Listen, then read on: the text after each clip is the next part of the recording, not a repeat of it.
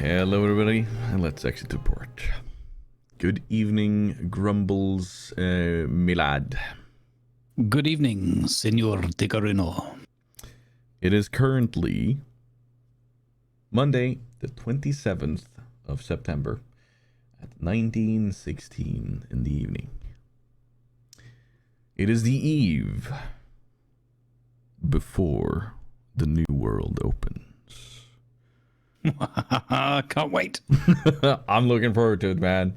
I'm very much looking forward to it. Like I said when we were testing it, it's scratching a lot of my itches. It is very much looking forward to it.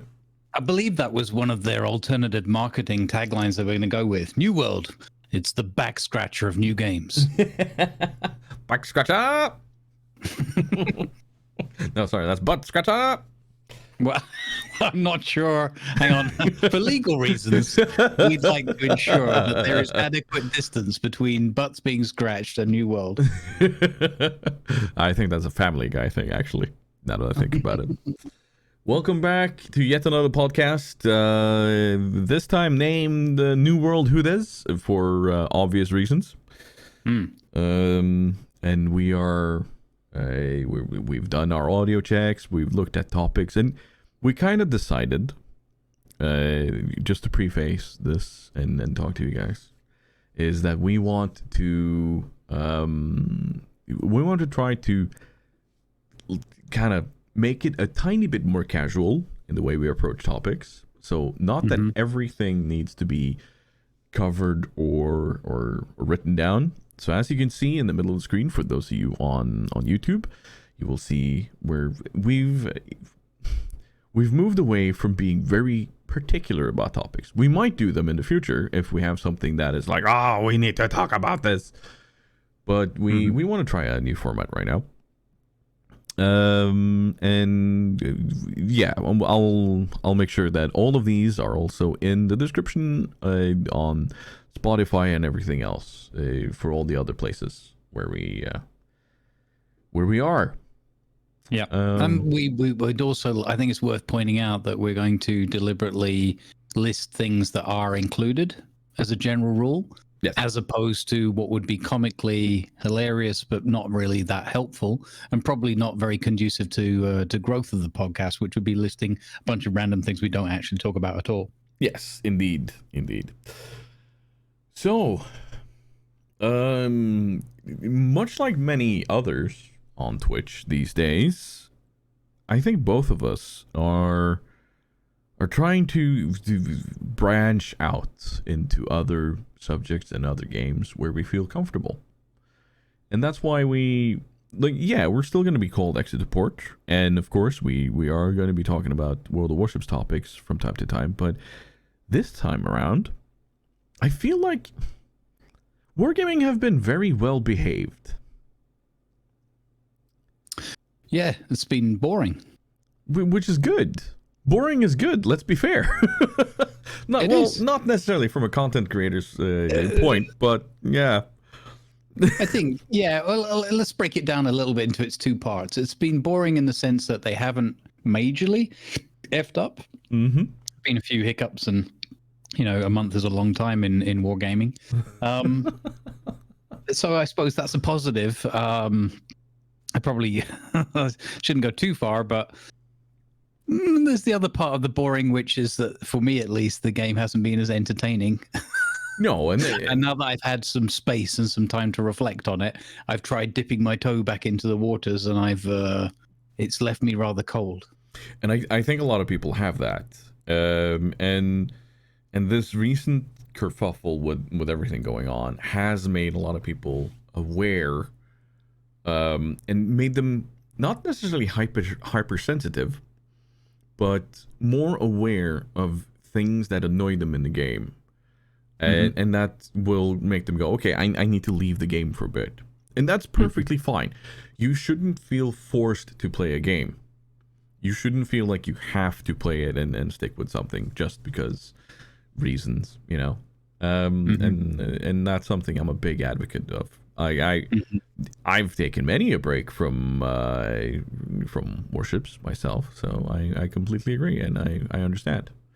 And that's part of the big problem about wargaming: content saturation. They do too much, and yeah, it's scary.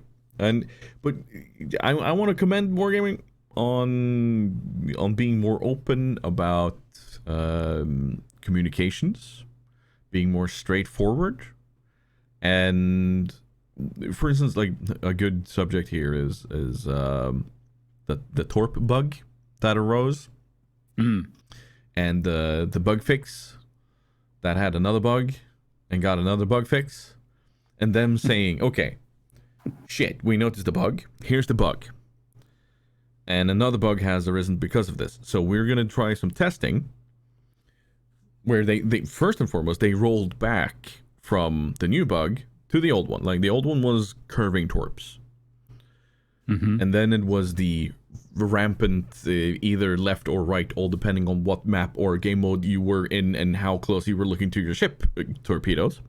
That's a bit of a long bug name, let's be fair. Yeah, they could have come up with a catchier title, but so they rolled back from that one to the curving torps until they could make sure that the fix for the randomized torps was an actual fix and not just another bug. And they communicated that, and they tried it, they tested it, and they did the rollouts like they needed to, and I have to commend them on that. This is something we wanted from wargaming, and that's good. So keep that up. But I think, there's new game modes. There's Convoy. I haven't tested it because snowflakes. Hey, look, brand new game mode for everyone to enjoy. That's a hybrid of PvP and co-op, something that many people such as ourselves have been calling for. Also, don't forget to spend all of your waking hours grinding out lots of snowflakes on ships at the same time. Like, even in co-op, it's taken me freaking ages to do just my tier 10s, 9s, and 8s. I've just today cleared my tier 8 battleships, but I still have all the other tier 8s left. That's a lot of ships, man. But it is a celebratory event, so they didn't have to do this, and then it's free stuff. Stuff. I promise. I promise I can one speak. Thing only, one stuff. Yes, give me all the stuff. Well, yeah. One trait only. Yes. Yes, Mr. Varsili. Yes, but thinking of or talking of ships and games with ships in them. Yes. For me, at least, and I know for yourself as well, but the spot has been somewhat filled, or the boredom alleviated, by diving into another game called War Thunder, which Thunder. Yes. Yeah, also has its own pros and cons for long-term players. And maybe more knowledgeable types. I have to sum up War Thunder in one easy way. Yeah. It's a hell of a lot of fun. Yep. Agreed. Simple as that. Now, I know we've mentioned this before, but part of what makes War Thunder such a fun ride and part that we can stick to is the fact you have ships, tanks, and planes all available in one game. You don't have to switch game. You don't have to do a lot of kerfuffling with anything, or like it's one and the same game, and the audience is there for War Thunder. Could you imagine switching to World of Warplanes in the middle of a World of Warship stream? Wait, there's a World of Warplanes now? Oh, it's been for a few years. I did actually play that, and I thought this is quite fun, and then I realized there's no one playing this, and they've given up on it. Oh well, that's a shame. Completely different studio. But yes, it is enjoyable. It enables streamers such as myself, for example, to sit happily without having to change their category all day. We had a really great 6 or 7 hours of War Thunder play. Tanks, planes, naval, all happily sitting in the Valheim category because I'd forgotten to change category. It was just one more stress, one more tick off my list. Don't have to change that. Easy. No, of course we fix that. But yeah, it is nice because if you get to the point where you're like, I kind of feel like I've done enough of these things for now, you get to play a remarkably different gameplay style. Just enjoying the similar art style, the detail. Just really enjoying myself in that particular game right now. Just very, very fun and a good relief as well, because it's providing a lot of good entertainment hours for people, and plenty of the viewership are really into it, and it's nice to see, because it's always, even though it's similar in terms of genre and whatnot, it's always nerve-wracking. We've talked about this before, and we probably always will from time to time. Whenever you bring something new in or change up your schedule, it's always like, oh, I don't know if people like this, and it's actually quite stressful for us, because we want people to enjoy things as much as we do. Yeah, no, completely. You talk about this about enjoyment. Sorry, just barge in here. But I was speaking to LC, who's a moderator for Durac, and he's a part of my community, and he's been a Warships player, but he's switched almost completely to War Thunder now. But we had a bit of chat about War Thunder, where he said he doesn't know what it is that does it, but he feels like with naval and air arcade, he just sits back and goes la la la la, doesn't care what the result is about the hits or whatever. He's just relaxed and sits back and just enjoys the Daka or the birch. But in tanks, he then like gets he can get a bit stressed, and I can feel that about myself too, but I think I know why. It's because in tanks, I feel like I have a better grasp of what I should be doing, how I should approach things, and so that when I notice something that is clearly a bug or where like volumetric things happening, where my shell does not penetrate something it should absolutely just fully destroy. Like I notice that in tanks. I don't necessarily notice that in planes or ships in War Thunder, and I think that might be it. But I'm still like really chilled out about it. You know, it's and part of it is majorly because there's more than just one ship at a time. You know? Yep. And I see you're tearing up a storm in Naval Realistic. I'm just really enjoying that. I thought that I was going to have to stick to, arcade in most of it, because it's quite a learning curve when you're coming from the other stuff. But actually the Naval Realistic, because of the sort of the distances, the layouts of the maps, and just the fact that a lot of the ships, it basically breaks down into two, either the bigger ships that take a bit of a beating anyway, and worst case, as you said, you can respawn in, and then the little ships, which is more sneaky, stealthy, sneak around corners, that kind of thing. Generally, there's a few exceptions. Fat barge. Anyway, and or plane landing platform, as mine has become in recent episodes, for enemy aircraft. It's just. It kind of just, as you said, there's a different flow to it in the naval. It's slower, more sort of thought through, if you will, I guess, and kind of more satisfying, the fact that you can get yourself into a real fight, or that you can get yourself in and out of trouble. I guess it's just you move away from that arcadey feel into that immersive role-playing feel, and I think that's kind of, for me, psychologically, the big sort of turning point, or the cutover point, where now when I jump back into ships, I've spent enough time in recent weeks immersing myself into not only War Thunder, but in this case we're talking about that, that I can't find the same degree of engagement,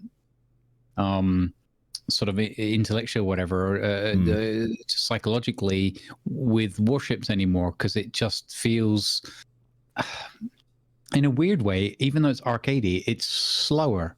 It's because there's not a lot going on from a sort of auditory.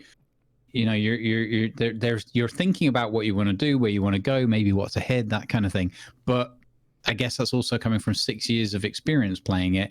It's kind of like I've seen this and done there and been there and done that so many times that there are less and less surprises. And because the game isn't feeding me other information that I'm kind of more on a subconscious layer or whatever being influenced by, it doesn't.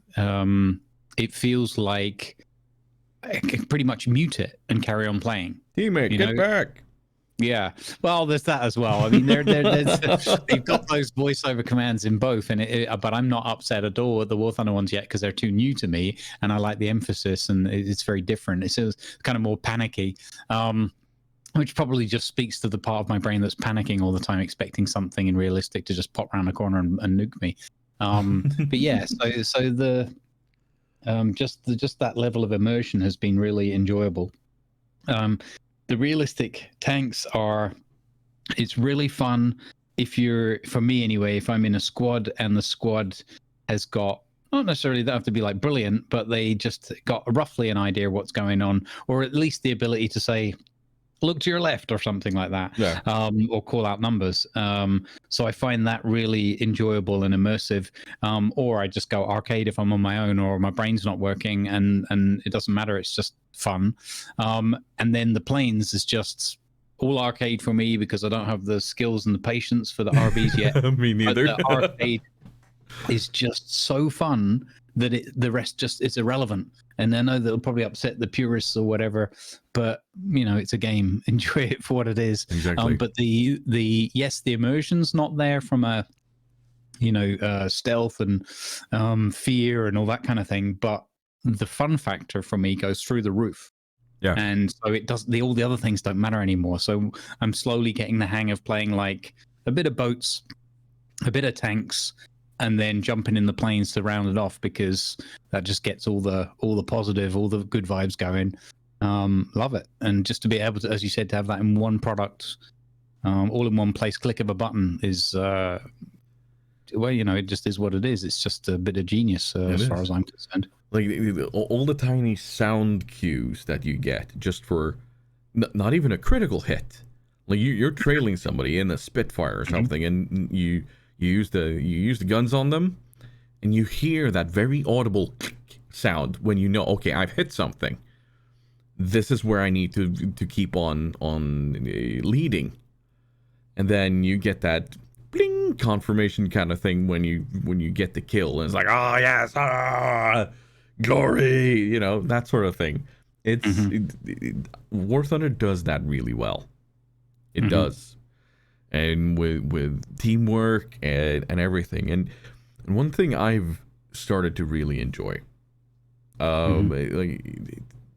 it's really nice to be able to jump in alone in arcade and just zoom around both naval and whatever and enjoy that. But one thing I've really started to learn to enjoy is when we're in a full squad or 2 people or 3 people.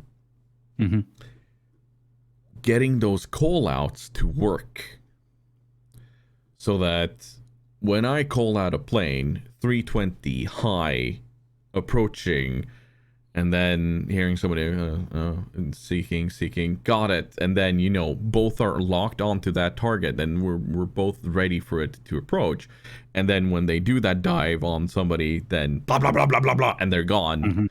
That's a good feeling. Yeah. And that's something that War Thunder does well, because you can't really go into warships and go, Kagero to the right, approaching 9 kilometers out. You don't have that feeling of, okay, we know he's there, let's wait for him and utterly own him. Because no matter how sneaky that Kagero is, and you know he's coming, you'll never have that instant blap moment unless you detonate somebody. And let's be fair, detonations in warships, kind of shit. Yep. losing your ship to an ammo rack because somebody placed a well-shot. Wow, that's hard to say. A well-placed shot. Yeah. In War Thunder. Her well-placed shots next to the seashells on the seashore. Yeah, those. Like, knowing that he went, okay, there's your ammo rack. I know you're carrying a lot of ammo. Plop. And then you kind of go, okay. I need, next time I engage this ship or I approach with this ship, I'm going to try to hide that.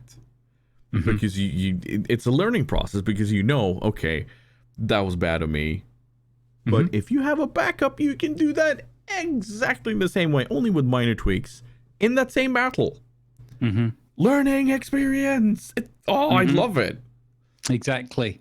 And I managed to come up just through pure experience all on my own without any support, or definitely without chat yelling at me over and over again, that maybe not taking a full rack full of ammo into the battle, because you're not going to need it or use it anyway. Yeah. And therefore you might not blow up as easily. Yeah, Brilliant. That's totally not something I told you the first day we played together. I don't know. I wasn't listening. Screw you. You, Ezekiel. Yeah. Screw you, Tony. No, Bonte, if you're listening, not you. No, but War Thunder is one of those where it does a lot of things good, and it's not to say that Warships doesn't do a lot of good things, but they've also done a lot of bad things. But I'm not gonna roll over here and say, oh, War Thunder is godly. No. Gaijin have their skeletons in the closet too. Well, just don't mention the BRs. Don't mention the BRs. Also, I'd like to do a little shout out to all my fellow content partner CCs.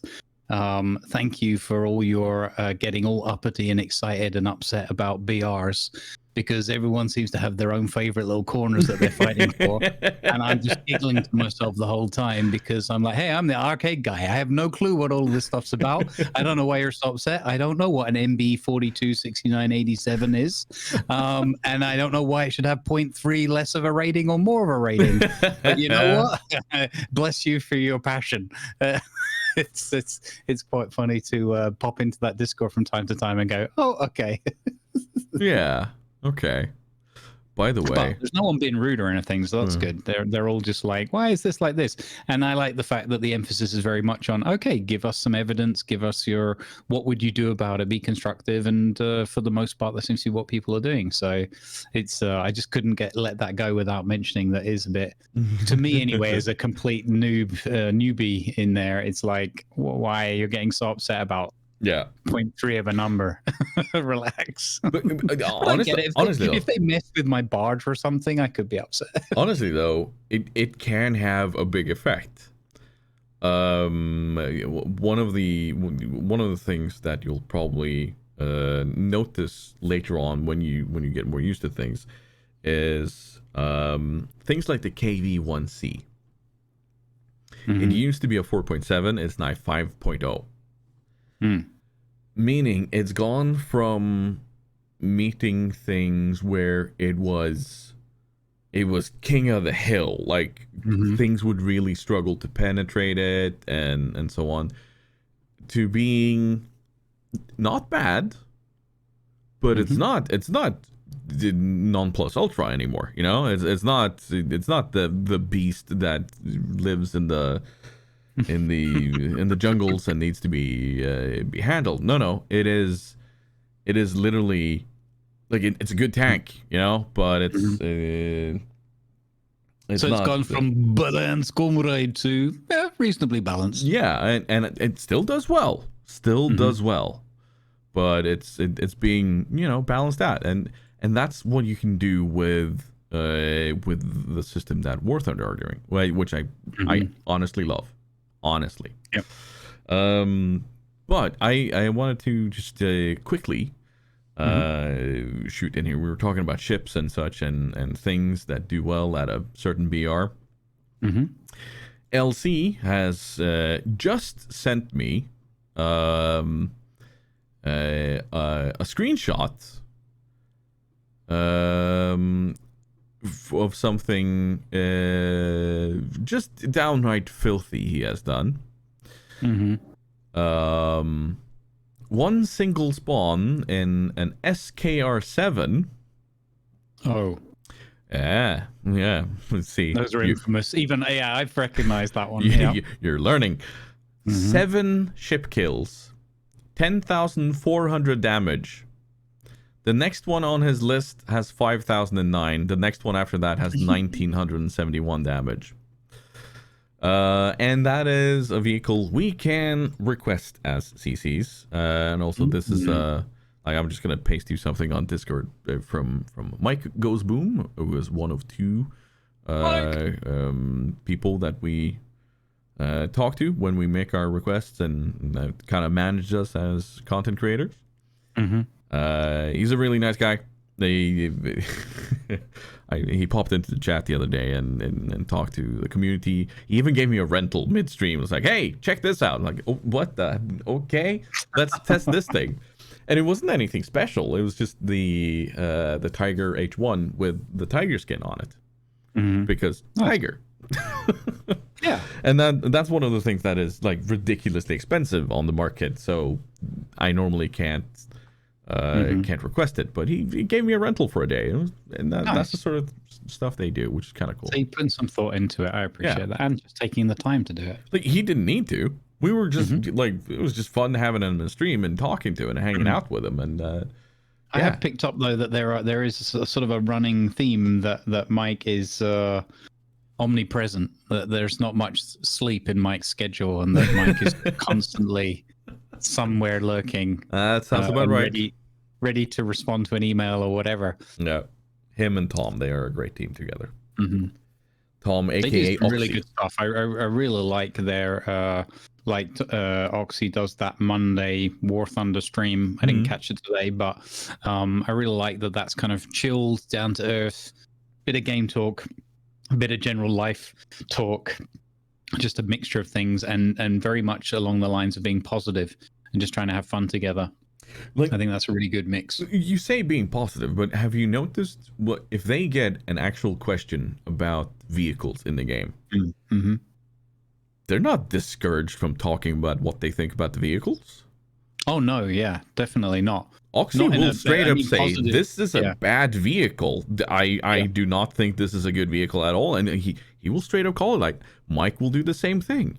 And it's like, this is the official stream. Like, what, are you not gonna... I like these guys. I like that approach. Yep. I agree. I think that there's some integrity there for sure. And, you know, they're different animals. Everybody likes to compare them as if they're exactly the same. Apples with apples. But they're not at all. But nevertheless, from a community management and a community kind of sort of guidance and the focus and emphasis that you're putting on things, I very much like the twins like to have a lot of fun, and I think that generally overall the teams that in the different locations of wargaming have tried, but the way I put it is I always had that feeling that it was slightly sinister. There was a little bit of smoke and mirrors, or the man with the gun just out of shot of the camera. Yeah.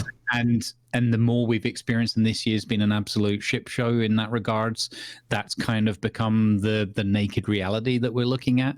You know, with all the various things without dragging it all up again. And on the War Thunder sort of gauging side, I'm sure, you know, there's obviously the company line and so forth, but the positivity I'm speaking from is more just the general vibe and the attitude of people. Oh yeah. But that honesty and integrity, and there's nothing in the sense of, if you want to be constructively critical of something, or just stay outright, I really don't like this thing, go for it. And that goes for them as much as it does the audience. Yeah, exactly. And I like that there's nobody trying to put the spin doctor mentality on it. I really appreciate that. No, the man with a gun outside of shot is a very beautiful metaphor for how I feel a lot of things at wargaming have gone on, generally, which is scary. Speaking of the man with the gun, did I tell you about what happened the other day? No. Okay, so about the chat and what you... Yeah. You mentioned it, but I was bringing it up here briefly. So, me as a CC for World of Warships Of course, I'm discouraged from using certain phrases and behaving properly in chat, and I can understand that. But what caught me off guard was the approach. So somebody approached me on Discord, which is fine. Like it's a good tool to do that with.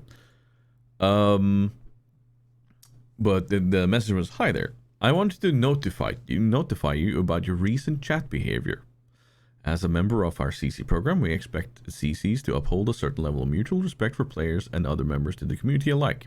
Unfortunately, we see that your recent chat behavior is not in line with what we would like to see from our community contributors.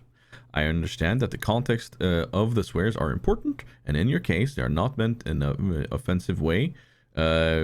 But we would still like to ask you to maybe use alternative vocabulary that is a bit nicer. Thank you." And I was like, okay, what's been said now? I was like, "Most of your comments are not meant negatively, such as, I fucked up bad, and these goddamn torpedoes got me. Sorry, guys." That's one thing I said in a operation I popped in on. And the other example was where I said to somebody who was being a proper negative Nancy and ragging on a new player, I was like, "No need to be a dick about it. Instead, help him understand." Literally what I said. And it was like, the next line was, "But please, in the future, try to avoid using swears in such cases." I was like, seriously? Copy that. But honestly, this is a common vernacular for most people, I replied with, and saying, "This is how I talk on stream too. Should I change that too?" Kind of sarcastically. And the person replied that, "Like I said, I understand it, but the system simply flags it. I will not flag it internally, but just be aware of this. Try to be more cautious." I'm like, okay, great. So the machines are watching me. Yeah. So I will probably just straight up disable all chat in warships from now on, because this is just, yeah. Honestly, it's a good thing for your sanity anyway. I did that on mine about a month ago, and I haven't regretted it. But also, just before I forget, because I don't want you to get caught out by their system again, I think you'll find that the problem wasn't that you said somebody might be being a dick. I think you'll find it was your second sentence where you said you asked them to offer help. I think it's flagged the word help. And that's all I got to say about that. Teammate, I need your support. Flagged. Yeah, there you go. It'd be funny if they muted their own in-game commands because you were actually asking for help. Yeah. No, I understand. Don't get me wrong, but Jesus fucking Christ. I'm sorry for swearing. Can we please look at context? That's all right. You're referencing one of our listeners in Madrid, Jesus. Hi, Jesus. Fucking with the FAWKING. Exactly. Bonjour, Jesus, as they say in Madrid.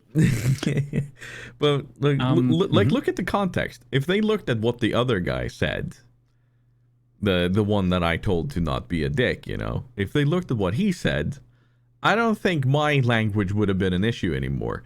And if they have an automatic system looking at language, how are all those other players? Why does there have to be a blacklisting system? It was funny though. I wanted to move away from. We'll talk about other games in a second, but it was something I mentioned just before we were just checking sound levels and things. Was when I did dip my toe back in, as I rarely play WoWs and played a game earlier. Absolutely rocked it. Top of the team, way outscored everyone, base XP and all the rest of it. Effectively won the game, victorious. Go back to port, -2 karma. Yeah, there we go. And I was like, okay, I think people need to start chilling out or whatever. And I'll have to just guess what it was because I have chat turned off.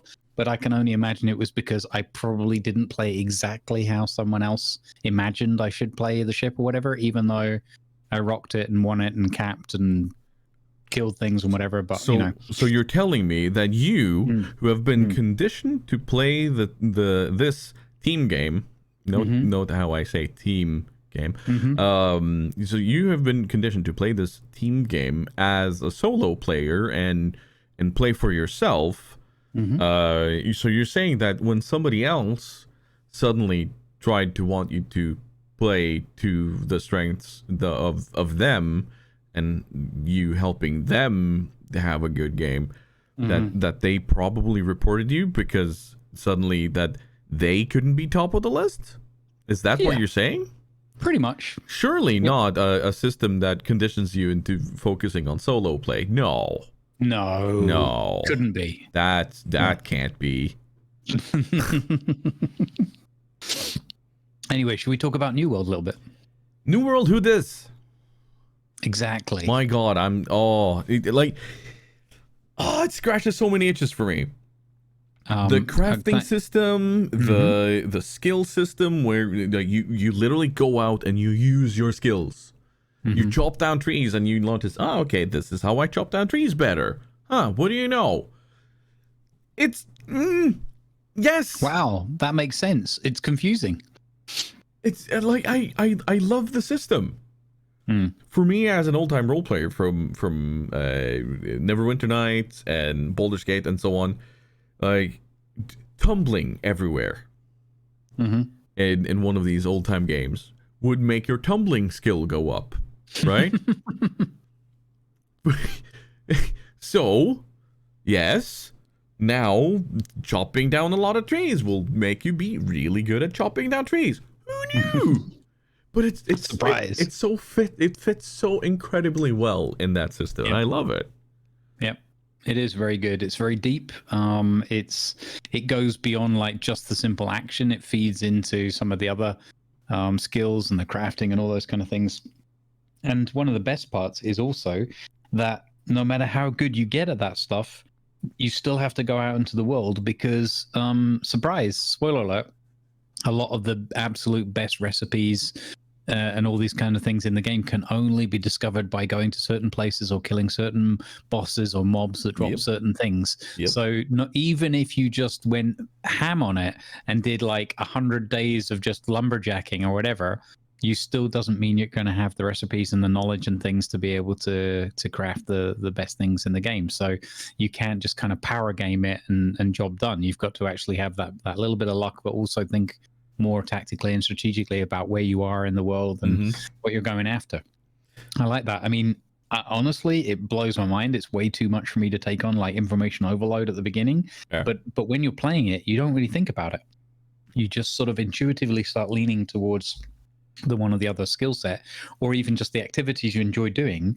And then maybe this is a good link back to the war game, the War Thunder system rather. You get this feedback, you get this achievement and this progression, and it feels good.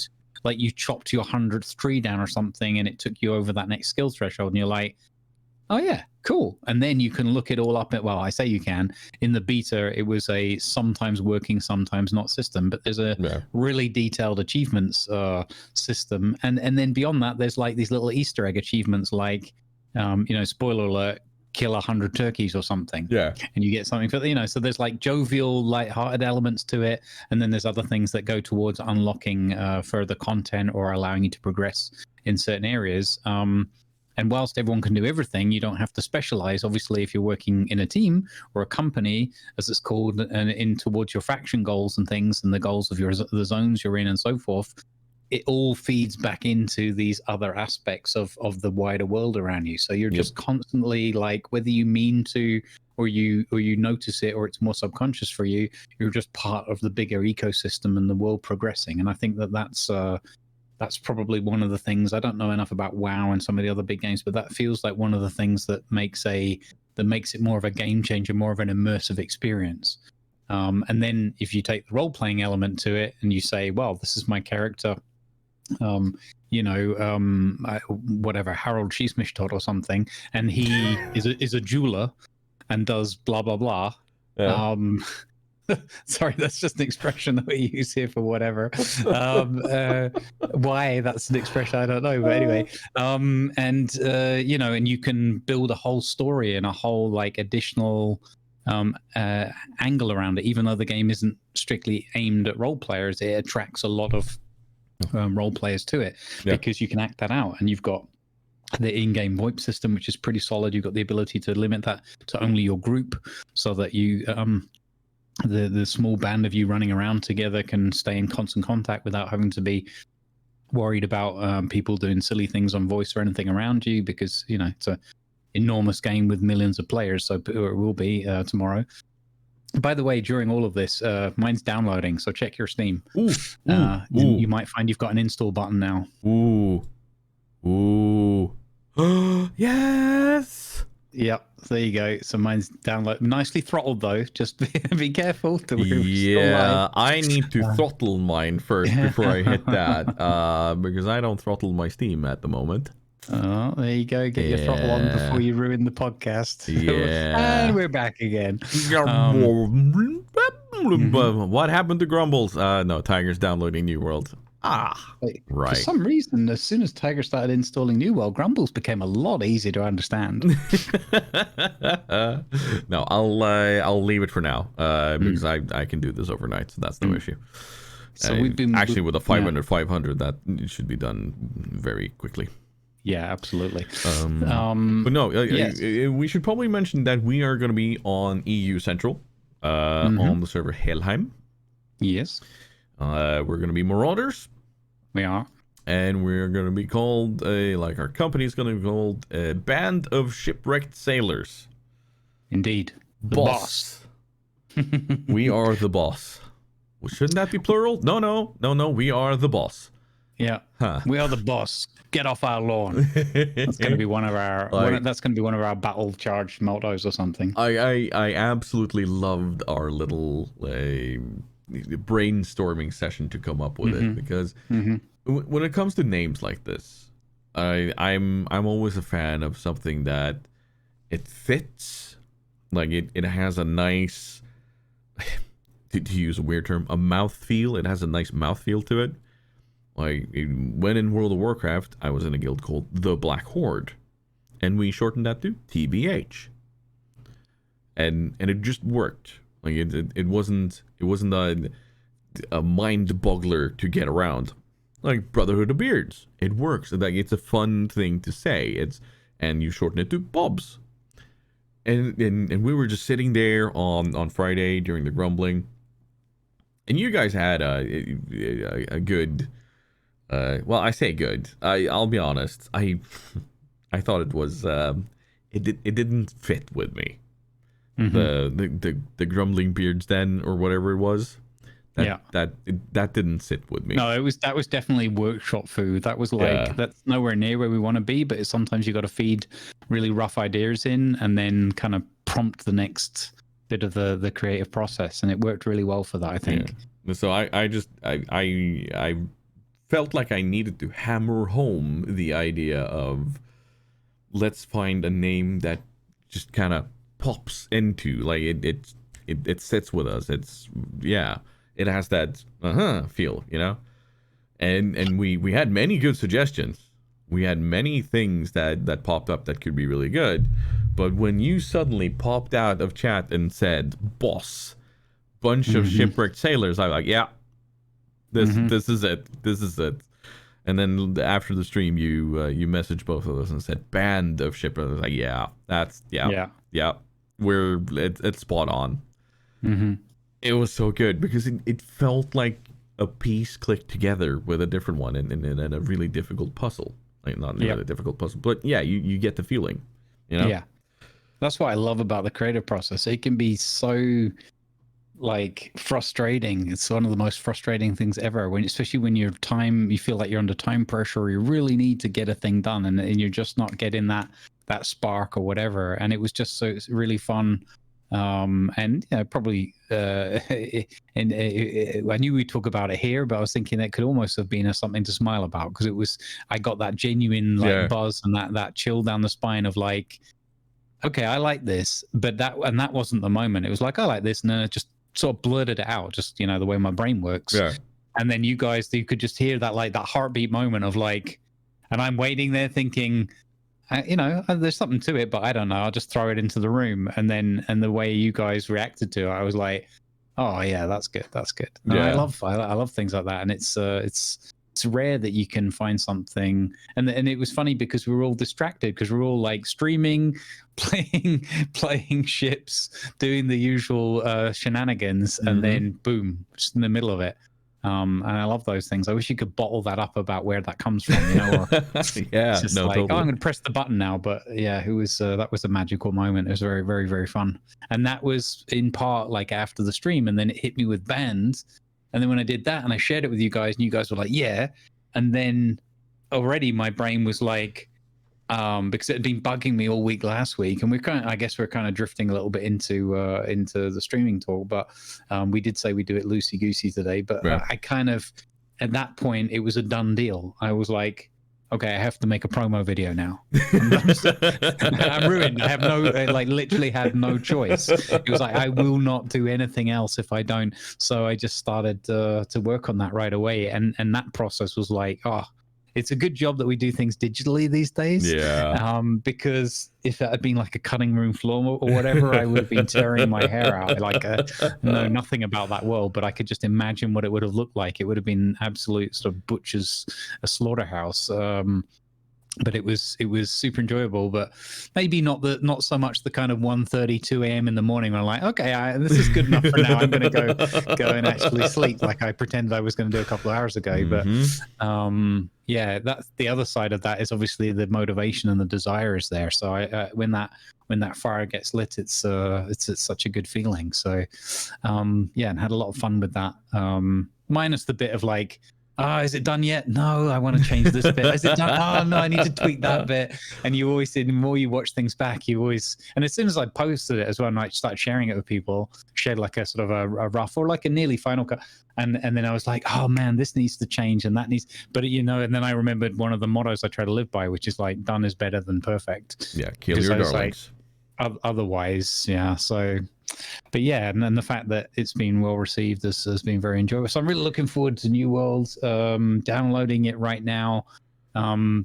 Tomorrow morning it'll be live on Europe. I've got a work day. I had a look at my schedule, and we've got some other key players away in the team, and there's no way I can take tomorrow off. So because it would just be unfair to the others. So it'll have to wait until the evening. But I'll be on with a bonus stream probably when you guys are like, oh, we've done enough, or you're on a 12-hour binge. I don't know. No, I talked to Grumpy a bit today about that while stream. It was I kind of said, okay, he's going to be streaming for the morning, so we will likely be hanging out together, and that kind of reminded me of something else. On Friday, I got the question from him, so did you enjoy the grumbling? I was like, there's always so much going on Fridays. My mind is like, yeah, I did, but then I tried to remember back. Did I catch anything in chat? Like, did I, have I missed something? Like, chat is a blur to me on Fridays, but it's a good blur because it means that we've had a lot of input, with good talks, and this Friday was one of those days. Because we did all the prep work, and it was a good grumbling in the way that we got to unfold ourselves creatively, which was a lot of fun and very very nice. Yep. So yeah, no, I'm very much looking forward to that. So I don't know how Endgame is gonna be or such, but I have a strange feeling that this is going to be a game that sticks with me for a while. And will likely take up some time slots, both morning and evening from time to time. But yeah, I have another game I want to finish, and that's Pathfinder, Wrath of the Righteous. I really want to finish that.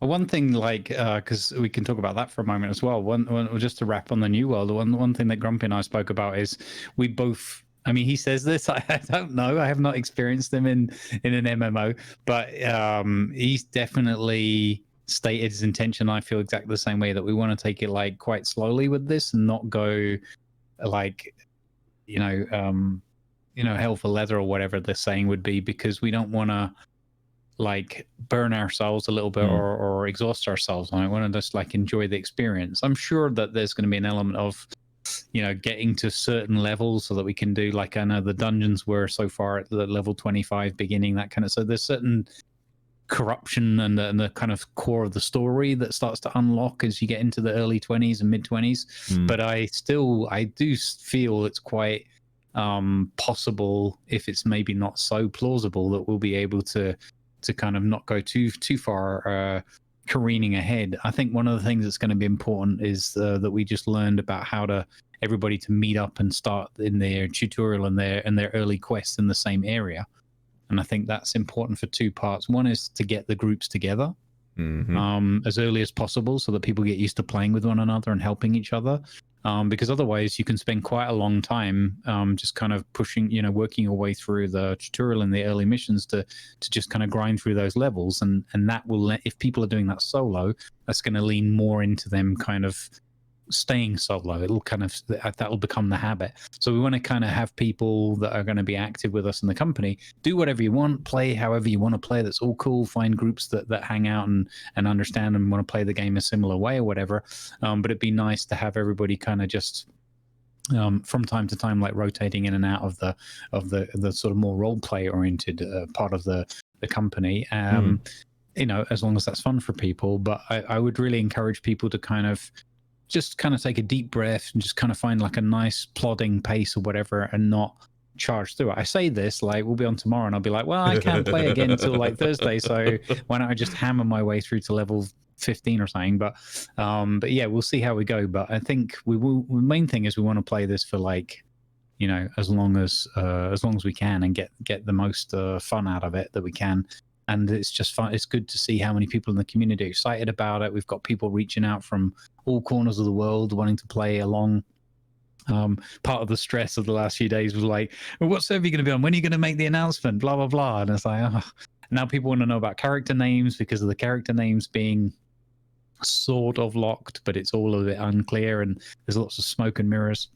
Yeah. I guess best to just wrap on New World now, otherwise this becomes the New World ramble. But yeah, really looking forward to it. I'm really glad that you're sort of bought into that idea as well. Yeah, let's just wait and see. Let's go. I think Grumpy he's messaging me now in the background. I said, look, I could just dial you in. You could be a surprise guest on the podcast. But I think the one thing we're going to have to watch for is that Grumpy, I believe, genuinely wants to take over Eternum. I think he genuinely would love to see the server, after a few months being entirely green and completely run by boss. I think he's so we'll see. He's like, I'm going to take it nice and slow and enjoy every moment of it. Yeah, but at the same time, yeah, he messaged, I think it was yesterday, he messaged me, he's like, or both of us, I think, in that shared channel, he's like, so it'd be kind of fun if we could push and take ownership of like one of those zones right at the beginning. I'm like, you're the same guy that wrote me 2 days ago saying, I'm going to take this really nice and gentle and slow.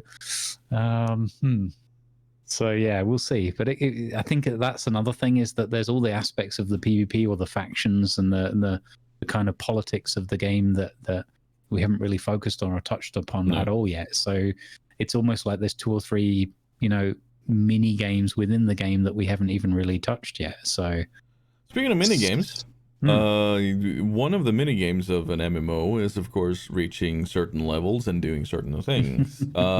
Who's setting up the company? That's a good point. I mean, I think I would have taken care of that, but given us I'm the guy who'll be on the game like 12 hours after everyone else has been at it all day, maybe it's not me, I don't know, but I guess it should be definitely one of us 3. Yeah, there can only be one governor role. Yeah, I'll try to reach level 10 in a nice pace so I can set it up and then just transfer the governance to somebody else afterwards. Okay. Just so it's done and that we have the name, and yeah. Don't want somebody running off with our name. No, absolutely. That's hopefully that won't happen. I think we'll just have to come up with a quick fallback, like the original one that we had on Friday live on the stream. We'll just go with that or something if somebody tries to pinch the first one. But also the company names are not permanently locked, so if somebody does get it, we might still be able to negotiate, and maybe it was just a mistake or whatever, and maybe we can get it back. But I don't think anybody would take it. It's fairly specific. So It's fairly specific. I was just thinking of the tag that yeah. we get that. Yeah, the tag might be more of a challenge. We'll have to see. I don't know how that's going to look, but hopefully, at least with you two guys being on pretty early, it shouldn't be too much of a trouble. And you know, it's hopefully when actually is the release?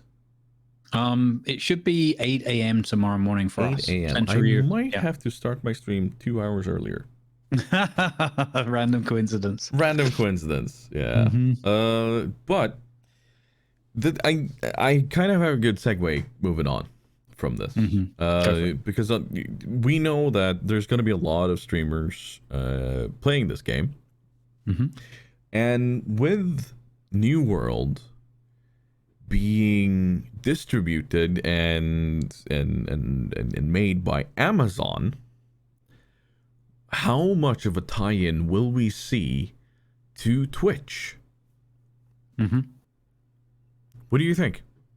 So what was shown in the closed beta, and it's good that you bring this up actually, because I haven't seen much on it since then. But what they included in the code in the closed beta that then disappeared for the open beta was they had functionality built into the game. Some of it's still there. So they have Twitch integration in the sense that you can log in with your Twitch ID or whatever, and that's all like passed through into the game. But they had a special feature that was I can't remember the exact wording of it, but it was something like your Twitch army or something. So, and what it would be is you could set it to either be followers and above, or just subscribers. And those people could, if they joined up with the game and everything was linked together, they could be recognized and automatically brought into your company or your faction and be part of your army. Now, I don't know how that was. I don't know the details of it, because during the closed beta, it was just not working. Okay. So presumably it hadn't been like switched on or whatever, but they left the coding and the overlay in there. So we got to have a look at it, and it was kind of quite intriguing that you could basically use it as a kind of an extended award type thing and offer that out to, you know, depending on your community and channel size or whatever. But you could say, well, look, you know, subs can be a part of our company. You're just in because you're part of our community and you're committed to supporting the stream and everything. So I thought that was a really neat feature. It probably needs like more fleshing out or some more granularity or something.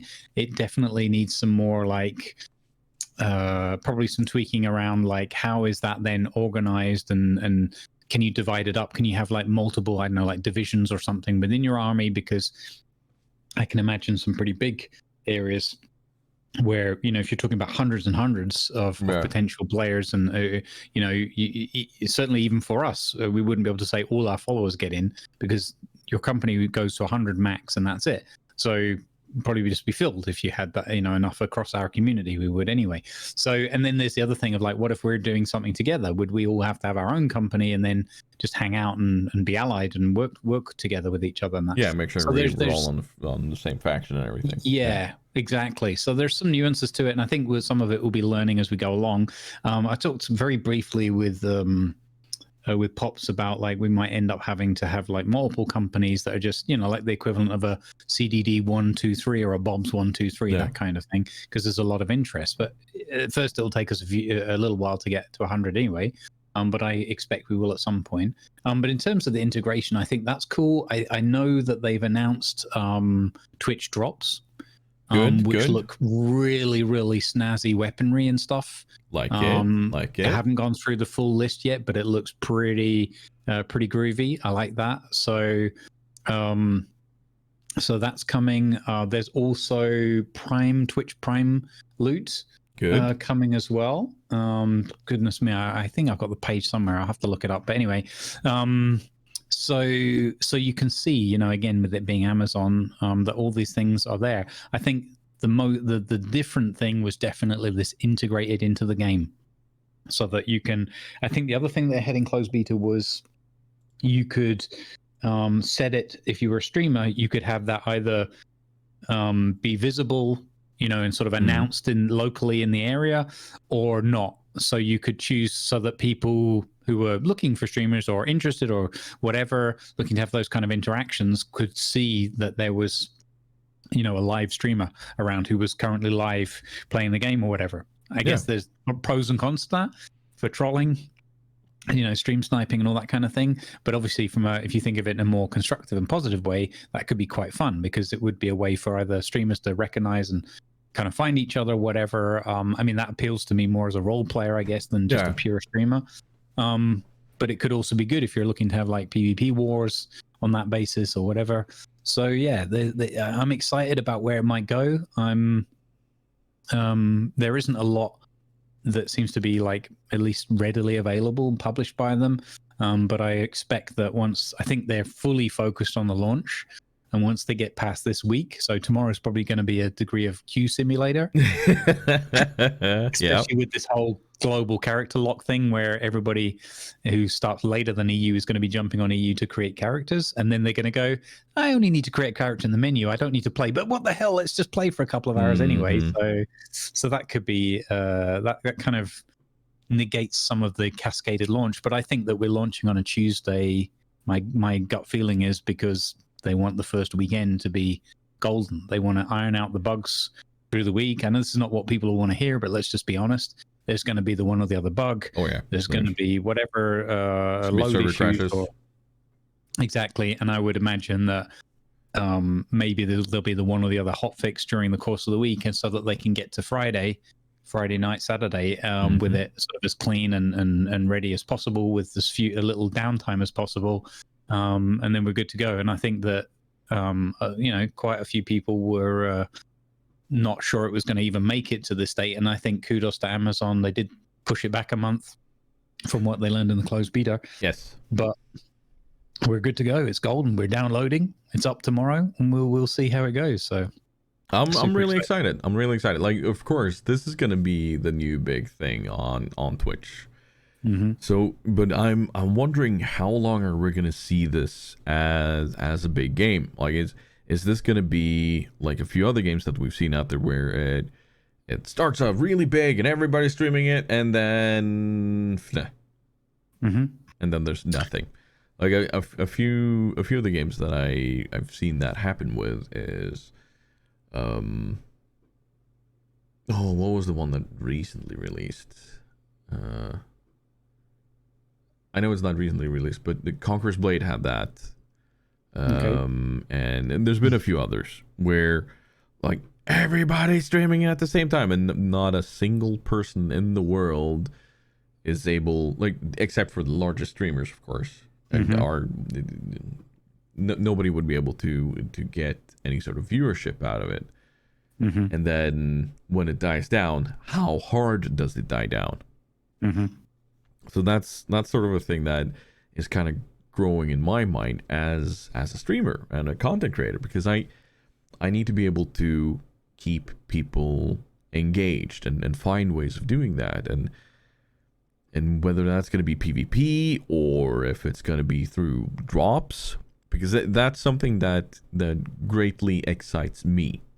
The fact that there are going to be drops, then it automatically brings people into the channel, and whereas a lot of them might just be mute lurkers, it also brings a lot of people in that are genuinely asking questions and trying to get to know you as a streamer, and they're trying to get to know the game, and that brings in something completely different as a streamer, which is, interactivity, and I love it. It's a good thing. Yep. So I think that I agree with you, and I think there's two parts to this that spring immediately into my mind, which is one, something I've really enjoyed and I feel very sort of humble, but also empowered, or it gives a lot of confidence. It used to be a huge panic fest, and I still have concerns like changing content and stuff. Going back to what you're saying about being able to rely on a particular title, or but I've noticed that there's a lot more. It's also kind of rewarding and freeing in its own way once you kind of make that leap and kind of go with it and start focusing more on having fun. And is that fun? And are you kind of like bringing that across in what you're delivering? And I think that New World is going to be, like you said, huge at the beginning, and I think that's great because that gives growth opportunities and a chance, which I think something that's very important for us is looking at it more the other way of like, this means we can put smiles on more faces. Yes. And I think that what gives me some confidence is obviously huge backing. They get to the launch. It's almost unimaginable. You can't ever say never, but it's almost unimaginable that they would then, not continue to invest in it with everything that's been put in. Sometimes it happens because businesses are like, hey, cool, we made it, tick in the box, next project. Yeah. I don't see that as being one of these cases. There's a few little things, like we talked about, the creator program maybe needs a bit more depth to it, but I think that will come in time as well. But I think they're so focused on this must deliver now, because Amazon haven't exactly made it through with former efforts. One thing that gives me a bit of hope is, or not hope, more confidence that it will continue to grow is if I look at the statistics. We were talking earlier about Twitch stats and stuff like that, and one of the things I see in the most viewed games on Twitch, for example, right, League of Legends way out there, Fortnite the next biggest, pretty huge, Counter-Strike, CSGO, Grand Theft Auto is up there, Dota 2, Hearthstone, and then the next one on the list is World of Warcraft. There you go. So you look at, so that's like in the top 10, let's say, of most viewed. That's got 10.4 billion. What's the measurement here? It doesn't say. Anyway, all-time viewers, whatever. So that's a confidence booster because we're in that genre, and you've got all the modern polish. You've got this art style, the animations, graphically, acoustically. You got all the soundtracks, the creator program, the Twitch integration being developed, the amount of push that they're giving it on all the platforms, all the social medias, and all that kind of stuff. And just the fact that the response of the player base and the interweb and the Twitch space has been so phenomenal, and like all these big events and the big streamers coming in and the teaming up and showing all of these positive aspects of the game. I think that and I suppose you can't talk about all that without mentioning the fact of Blizzard in full self-destruct mode. Is that this could be the next big thing in that space. I think it will be. And the other thing is some of the more subtle aspects, like if you look at the map. Some people are a little bit like, well, I thought the map would be bigger already or whatever, but the fact that you've got all this challenge, like I went into some of these higher level areas in the game during the closed beta when I'd leveled up quite far, and I was like in the late 20s or whatever. And I was like, hey, I'm pretty, I'm king of the hill kind of thing. And then you just literally walk across the road into another zone, and it's like murder pigs everywhere, and and that's within the scope of what's there now, right? And then just to finish that thought, the fact that the map then like blooms out at the edges and you can see fog of war, that there's going to be expansions. Exactly. The fact that it's not a subscription model, but it's a buy, and hopefully that means not paid for DLC. You never know. I'm not trying to put misinformation out there or anything, but we'll have to wait and see. But it just means that the scope for this to go on and on and on, and that's one of the things that WoW, I guess, has brought to the space is all these expansions and DLCs. Not going to talk about it in depth because I've never really played the game, but I know that there are some good ones and some that people were not so keen on in more recent years or whatever. But again, Amazon have just got, it's up to them really. They want to push their Twitch platform, they want to push their game studio platform, and they're backed by the behemoth that is Amazon, right? So in theory, it should go on and on and on, and I guess we'll see. It's definitely going to need some. You can see that like 6 months down the line, a lot of people will be like, the hardcore players, hashtag Ginger Magician, they'll be like level 60 in a month or less. And what's going to keep them coming back? I don't know. So could be interesting, but they're going to have to deliver some additional content along the way. Christmas is around the corner. Maybe that's a DLC opportunity. But I also, maybe very last thought. Sorry, Speaking of going on and on. now. Yeah, exactly. Oh god, I apologize, but you're pulling your grumbles. I love it. Yeah, you can see the potential for like. Okay, all right. I'll be more specific about something that already exists.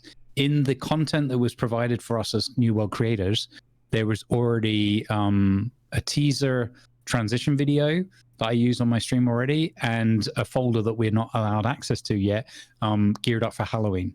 Ah, right. Okay. So there's going to be seasonal events. Exactly. Good. And like what you mentioned about going around the map and leveling up and being hot shit in one zone and then just crossing a border and then you're a louse, you're nothing. Mm-hmm. That's something I experienced in World of Warcraft. So I played an undead rogue.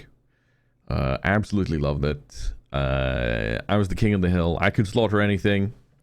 Leveled up a tiny bit, and then my brother said, "Okay, yeah, you should come to Undercity. I'll give you some bags, so that'll make it easier for you." Like, oh yeah, cool. And it's like, okay, so when you come here, make a right. And me and my ADHD brain, I could not keep focus of the directions. Mm-hmm. So I got to a certain point, I took a left, and I was like, la la la la la. Huh. This place looks very scary. This is really dark. Why are there guards outside here? Like, that's... Huh. Oh, look. That's a spider. That's a spider. It has a skull on it. Run away! And it started like me being really low level. They could sense me from the other side of the moon. So yeah, I recognize that. One thing I'm very happy to know is, of course, that there is no subscription price, because World of Warcraft, it got you to pay full price for the stuff and subscribe. So what I see as a possibility for New World is, of course, actual microtransactions for stuff that is like just cosmetics. And I like that as idea, because I've played Dota and cosmetics are a big thing there. League of Legends, big thing there. By the way, you mentioned CS:GO. Can we go in 5 old farts and try to play CS:GO one day? Just to see how badly we do. Can I be a commentator? I'll do color commentary on that and watch you guys, because no, you gotta be part of it, man. You gotta I'm sure everyone else would get a kick out of that, and for me it would be like that Battlefield thing we tried recently. I was like, I can't play this anymore. There's a reason I haven't played this for 10 years. Yeah, I get that, but no, it's I just think of it that it could be fun to do like a 5 old farts play CS:GO together one day, just to kind of test it out. Nothing as a longevity thing or on the channel or anything, but just to see how we do. And we could always do it as a community challenge type thing. That is actually a good idea. Oh, but and anyway, I think we should move on now so that we don't start talking about Halloween coming up and community challenges. Yeah, no, that we're not doing that again. Well, especially now that it's even scarier. You say that. Yeah, no. No, I'm not doing it, Grumbles. All right. I'm not, no. Not even said anything. Yeah, but you're know talking exactly. yourself into it. The more you continue, the more you're talking yourself into it. Yeah, but you just mentioning that and going Halloween and community challenges, the way you emphasize that, we all know that you're talking about Phasmophobia. Well, yes. We all know. I'm not touching that game again. Okay. It's not happening. I believe you. Fuck you. At this point, I'd like to remind everybody, feel free to leave a like, subscribe to the YouTube, and leave a comment. Are we going to have to do a Halloween special? Well, so Well, this would be a good opportunity to shamelessly plug that I'm lining up a charity event for Sunday, the 24th of October. More details will follow, but suffice it to say that I've got a channel in the Discord dedicated to charity stream ideas, and I would encourage people to make sensible suggestions that fit within the context of my channel and our Good Vibes community, think about what suitable milestones and such opportunities could be, and help out. Give me some advice, because the charity team from Soft Giving will work with me and help filter through those ideas and make some proposals about what they think would be a good idea in correlation with the charity. And in the end, I'm sure there'll be a few things I get suckered into doing.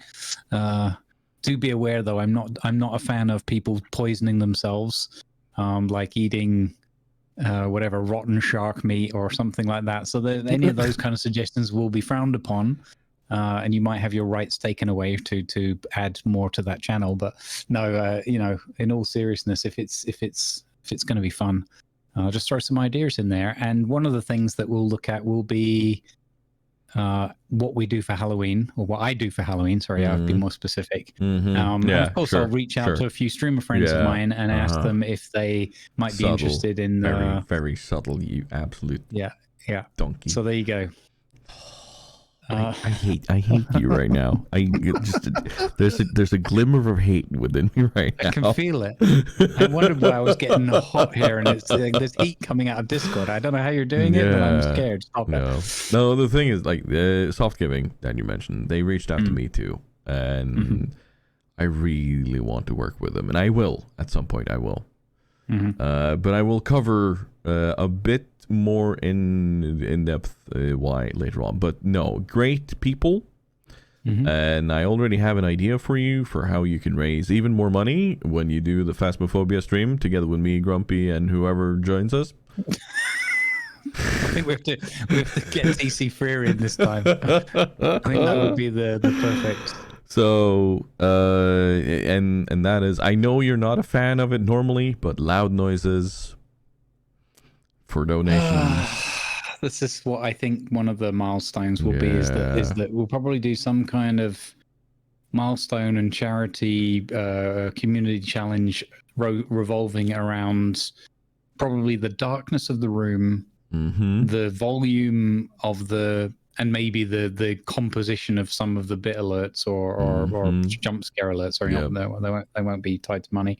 And I'm sure, and I'm going to regret this, but maybe something to do with like the duration of the stream. It won't be anything nonsensical. Like I'm not going to do 24-hour streams or anything like that, because it would kill me. But maybe we do like if we reach a certain milestone or goal, maybe we add another hour on, or another run through the asylum or something, whatever the most scary ship is in that stuff. Maybe we correlate that with not too many of those, but maybe the one or the other milestone, so that 12-hour stream. I mean, I think I've done 11 before, so I guess we could, but I don't want that to be the first thing that everyone goes to. No, let's just start with seeing what kind of goals we hit and so on. Yeah, there is another thing, but I'm not going to mention it, because as soon as I mention it, that will be the thing. So moving on. Yeah. I'll gladly help out.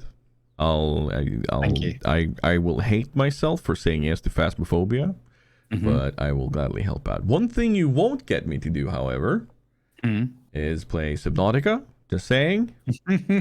I will not touch that. You heard that the Subnautica's got a mod that can allow you to 2-player co-op. Yeah.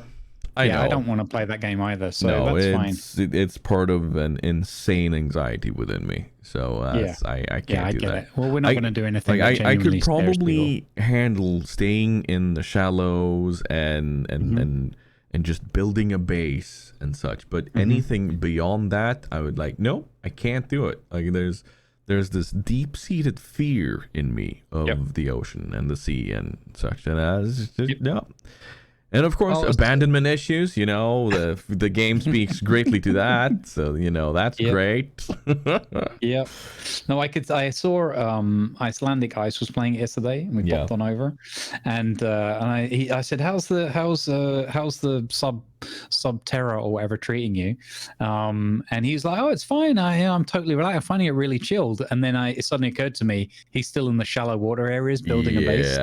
And I was like, oh, right, okay, yeah, I've never played this because, and he's like, why not? It's easy, it's really chill. And I was like, yeah, because you have to, as you progress through the game, you go into the deep, dark depths with alien monsters trying to eat you. And he's like, oh, I didn't know that sort of thing. I said, so this is what you do. This is my plan. I've not played it. If I ever play it, I'll play the shallow bit. I'll build a great base. We'll swim around, have some fun. And then I'm going to say, oh, I'm really sorry, Chad. I don't know what's going wrong. Some error on my PC. I've been hacked or something. The game has just uninstalled itself. Never had this happen before. I really apologize. And then switch games. Yeah. So play some Tetris or something, and we had a good chuckle about that. That's kind of like what I both love and hate about being on Twitch. The fact that of course I want to show things to my audience that they want to see, but I also want to make sure that I stay comfortable with things. But I also need to push the envelope sometimes. So it's like, there are some of these games where I know plenty of good moments would be created if I played them. But I also know just kind of what kind of mind frackery it would pull on me if I played this. Yeah. So it's and Subnautica is one of them, because it has, like, in the background, it has a wonderful, amazing story. And I've watched people on YouTube play it. Jacksepticeye being one of my favorites. He's played fully through it. But also Neebs Gaming. They've done a wonderful cinematic playthrough with adding more story to it, and it's those guys I absolutely love. Oh my god, I would love to hang out with those. Anyway, that's kind of like the crazy part about being on Twitch, is knowing that I have an audience that I would love to be able to feed this to and say, yes, let's go. And maybe one day I'll be able to do it. But yeah. Yeah, there's a reason why I never went back to Alien Isolation. No, I will not be doing that, my dear community. I will not touch that. It's just nope. You cannot pay me enough money. This is not a dig for more money. Please don't try to get me to play that game. A game I will play, however, and will enjoy, and I think we might stream it. It's something I mentioned to you not too long ago. Us both being role players. It's a D20 type system, based on a card game that came out many, many, many years ago. And the card game is called Munchkin. For those of you who are familiar with, you're probably now going, ah. For those not familiar, it is literally a group game where it's kind of like a role-playing game, where your goal is to get to level 10. For every time you kill a monster, that's a level. Or if the monster has if it's really hard, then it gives 2 levels or 3 levels, and it'll say on the card. But the monsters also have bad stuff, so if you can't defeat it, then the bad stuff happens. It can be anything from you lose your foot gear to you die, which when you'll have to start as a level 1 human again and then redraw your race and everything. And there's a lot of those things that can happen. And you play as a group, but one of the things is that you'll have to backstab your friends because, well, they also want to get to level 10, and yeah. So it's that whole thing. And then you need to negotiate, okay, who gets the treasure if we jump on this, like who gets the treasure, who gets everything, and so on and so forth. And there's a D20 version of this, which is just absolute chaos. I've I've had the joy of of of a half orc, half Wookiee wielding wizard with a pointy hat and having weapons expertise or weapons weapons expertise with wizard with a pointy hat. So if he if he picked up a wizard with without the pointy hat, he wouldn't have a +1. So this half orc, half Wookiee wielded this wizard with a pointy hat, and because he was being wielded as his weapon, when he made attack rolls with his fireballs, I almost said furballs, because it's a half orc, half Wookiee. Let's be fair. There's going to be furballs. But when he was being wielded as a weapon, he got a +1 to his attacks. Nice. So it was in essence the half orc, half Wookiee using said wizard with a pointy hat as a wand, casting fireballs everywhere. And I kind of want to do a once or twice sort of thing on Twitch where I DM it and we gather a few people and humor being the sort of the epitome that we want to reach here. And I already have a sort of an idea for the story and the background for it. So I'm not going to say too much, but it's going to involve lizard people stealing water bottles. You gotta keep your lizard hydrated. Yeah, phrasing? Well, so no, I just really want to do that, and yeah, that might be a thing that pops up soon on the channel. Sounds good. Or if not, then as a recorded episode on Le Tubes of You. Le Tubes of You. Yes. Where we incidentally are with this episode, just letting people know. Subscribe to both me and Grumbles, please. Yeah. That was the least enthusiastic yeah I've heard in a while. I know. I wish I had my soundbite program open. I would have captured that one. Yay! How excited are we for this chat? Yay! We're on fire again. Yay! Anything you want to add? There's something I want to, sort of bridging a little bit towards, so we're well into the streaming topic now, I think. But there was one thing I wanted to bring up and share with people, and it's on the topic of bots, and all this bullshit that we've been dealing with recently, and it's still going on, and there's been another wave. So I'm not going to mention any of the bot names or anything like that, because frankly, it's just nonsense, and stop it. Be ashamed of yourselves. If you want to fight the system, if you want to make a statement, then do that against the system. Do that against whatever the ones in power, or where you might make a difference or get someone's attention. Don't go after streamers who are just trying to play their trade and have fun with people and entertain and whatnot. And so, just stop being silly. But beyond that, I'm not going to go into too much detail right now, but we've been looking at it's actually another streamer friend, Wazzle, who's a member of various communities of ours, and recently was last seen printing a 3D quite rude banana for somebody. No, he's done with that. He's moved on. He's printed Henry Cavill after that. Oh, okay. Well, there you go. So yeah, super print. But he put us onto a tool set that Lanavar and a few others have looked at, and myself and Lan went through earlier today before the podcast. And it looks quite promising.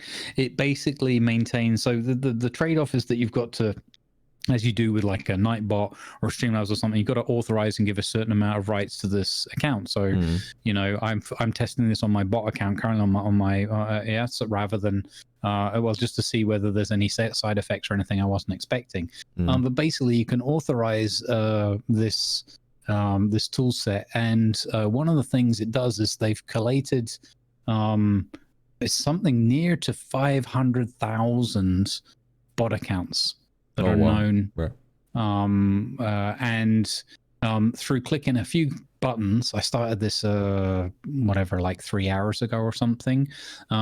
It's taking a while, processing one line at a time, but there's basically a couple of buttons you press and it goes through all currently known and recorded in this system bot accounts. As I said, nearly 500,000, and it basically adds them through a process to your blocked list for your channel. And I think this is awesome that somebody's put this together. You can then check your filters. You can add manually. You can add by a list or upload a list. You can export everything to a CSV file if you want to do some more checks or share that with other people or whatever. And then in theory, we don't know if this is fully working yet, but in theory, every once in a while you could go back in a month or whatever and just run it again, and have it hopefully add the difference. We're not sure if it just re-adds the whole list again, which then takes a few hours to process.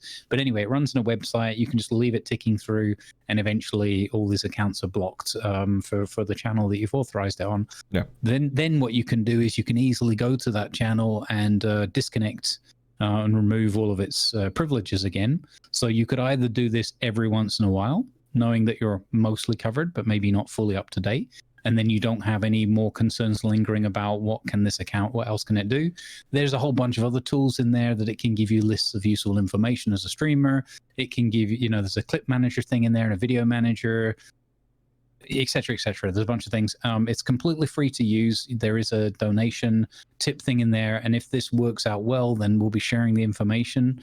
I believe it's already in the Twitch mod hangout that we have on my Discord already, where a lot of moderators and streamers have been grouping together and sharing all this information to each other. Yep. But we're doing some active sort of testing and use of this. And if it works out well, then we'll share some more information via the appropriate channels and sort of spread the word that this is a good thing. And it won't catch everything. But hey, we've seen what people get hit by 80 or 100 or so over the weekend of these random things. And there's the next wave starting with different names and everything. If you can literally take 500,000 crappy accounts that you don't want anywhere near your channel and just press a couple of buttons, wait a couple of hours and not have to worry about at least those ones, I think that's a good thing. So I just thought I wanted to bring it up and mention it because I think that's something that listeners will appreciate. Yeah, definitely good shout. I had a moment midstream today where this new wave of followers popped in, so it was kind of jumped over to a different screen without any notifications on, muted notifications, and just sat there and banned them silently, and then sent mods off to collate a list to give to others and such. And so yeah. So and it's a bit boring. Having to do that, and it's stressful and boring. It's both all at once because we do. Nobody needs this. It's nonsense. I don't want to give it any more attention than it already has, but I just wanted to mention this because a tool set or tools that can help us to deal with it are very, very much in desire, and if they're being provided for free and with a manageable amount of risk or whatever associated, then I think that's worth looking at. And again, if it works out, we'll plug this in more detail and share the links to it once we know it's safe. I don't want to plug it right now, having literally just started looking at it in depth today and using it. Yeah, no, I'm all aboard with that. That's a good it's a good shout. It is. Thing like it struck me today while I was sitting in my own moderator view. The fact that like. If you go to your moderator view right now, on the activity feed where you have all the follows and everything, that's of course where you need to be looking for a lot of these things.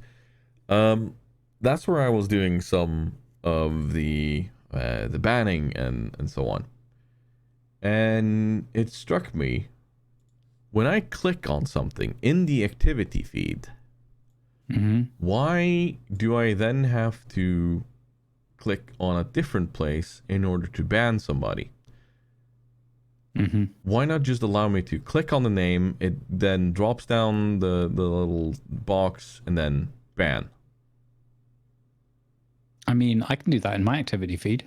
It does that on the on the stream On the manager. normal. Okay, but okay. Yeah, it doesn't do that in the other one.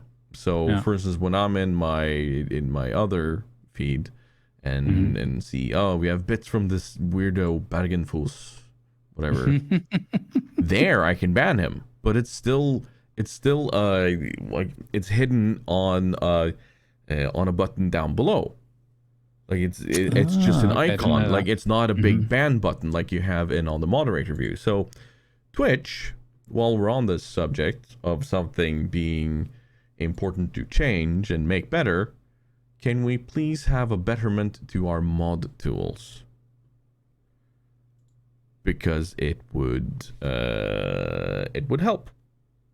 I mean, that one almost feels like an oversight. Like, seems like the sort of thing that would be pretty easy to fix. If you got it in the stream manager view, why couldn't you have it in the other? Yeah, no, exactly, and that's something that would help greatly in streamlining bans and such for these follow bots or whatever.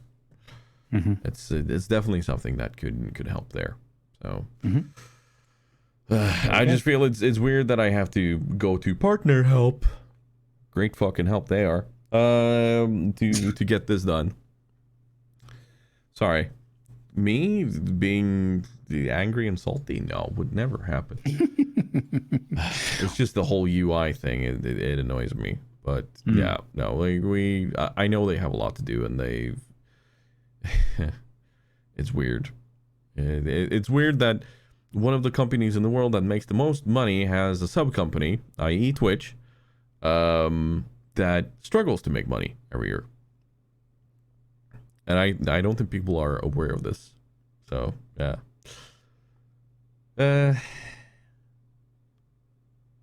Any comments and questions? Anything else? Well, if we're still free flow, right? So I don't even know how we're doing time wise. We always lose track of time. 1.5 ish. Okay. Yeah. No. So do you mean like questions and comments from viewer section or just wrap? I mean, I've kind of talked about the things on Twitch I want to talk about, and that kind of rolled into the whole roleplay thing. That I want to talk about. So. What's on your mind, Grumbles? Talk to me. What's on my mind? Well, it's funny because we already talked about games and things, although we didn't go into all the different things. But from a role play point of view, I would love to just mention how much fun it's been to kind of following on from feeding off of the War Thunder experience and the immersion. We sort of. It was a game I was kind of nervous about picking up, but we sort of stumbled into it or got some encouragement, let's say. And so glad that I did, except for the part of it of like, well, now I feel like I have to constantly play this game because I really enjoy it, the experience.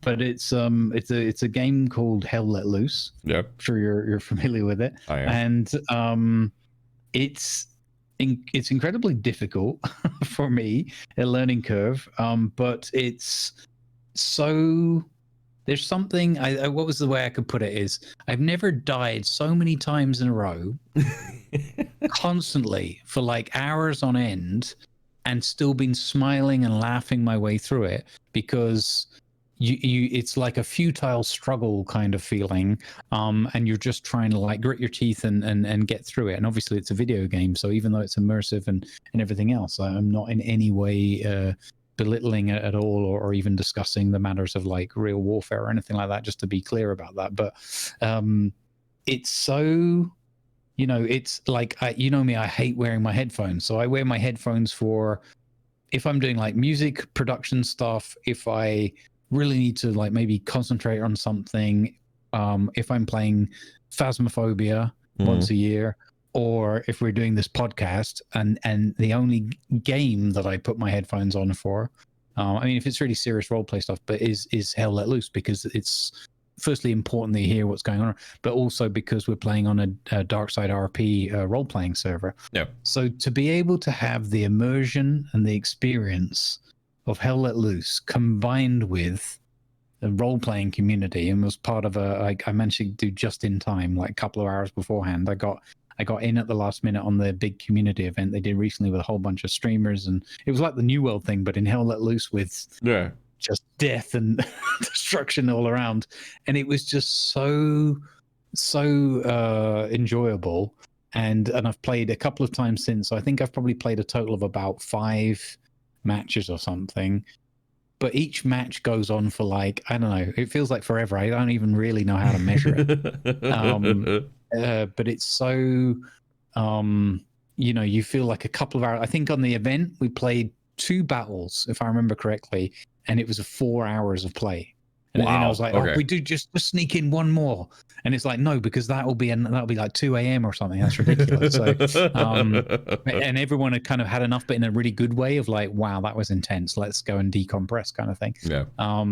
So yeah, but from a role-playing point of view, that it's kind of taken it to another level for me. I never thought I could get that immersed and that sort of deeply lost within a sort of game atmosphere like that with doing some role play. So that was fascinating. So now I'm like looking at everything and trying to think about how to kind of bring that level of intensity to it. But I don't think I'd want that level of intensity in everything I do, but it's now an additional thought in the process of preparing or trying to think about what I'm doing in a certain scenario.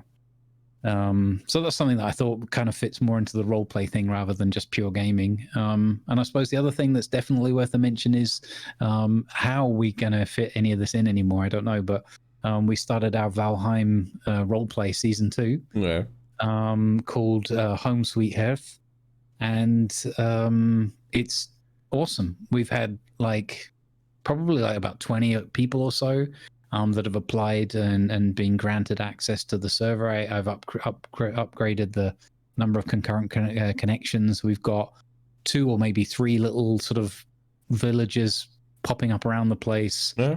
We've got people interacting and sort of trading with each other and getting into the roles. And you know what Valheim's like with the kind of pixelated style and the all the new items and developments that have come from this new update are pretty groovy as well. So, and some of it, what I like what the developers did is they didn't document everything. So it wasn't like here's a full patch list. It was like, here's some things, everything else, good luck finding it. So you have to kind of go out and play in the world. And I kind of like that. It's a bit cheeky, but also very, very fun. There's probably like a definitive list somewhere, but they don't make it too obvious, like in your face. So yeah, really enjoying that. And it's nice to just kind of start from scratch with the new map and go out and explore the world and just building, rather than being the kind of classical 1 or 2 people builds a couple of things, or you spend an evening building a building or something. What I really enjoy about it, like we did in season 1 and now in season 2 again, is the community contributes and starts building things up. So everybody's kind of doing their own parts to it, but also helping each other, gathering resources and talking about and sharing ideas about building sites or what kind of a style might look good and so forth. And then you just jump in a boat, go to a swamp, and all get murdered by a ghost or a blob. Yeah, it's really so that's a lot more lighthearted, but that's very, very much fun. And I would just say to the community, if you're ever thinking about these things or tempted or not sure or feeling not confident but liking the idea, intrigued by it, hit us up and see what. I know Tiger does the Minecraft from time to time. There's other opportunities. So and of course New World, we're going to be trying to do some role play in there as well, within the boundaries of what we can get working out in that game. So feel free to hit us out. I need to hook up a microphone to my gaming computer so I can actually use the in-game voice there. Hey, there you go. But yeah, guess what we'll be talking about tomorrow when you're like, damn it, I knew I had something to do. Yeah, no, guaranteed. I like for now. I think I'll have to make do with the webcam, the old cam I had for my stream. There, it has a built-in microphone. Use something like that, but we'll see until I get more. Who knows? I might not need it at any moment because I won't be using that part of it. But hey, we'll see. We'll see. Yeah, you mentioned community, and I guess this is like we're sort of getting over to the comments and questions part.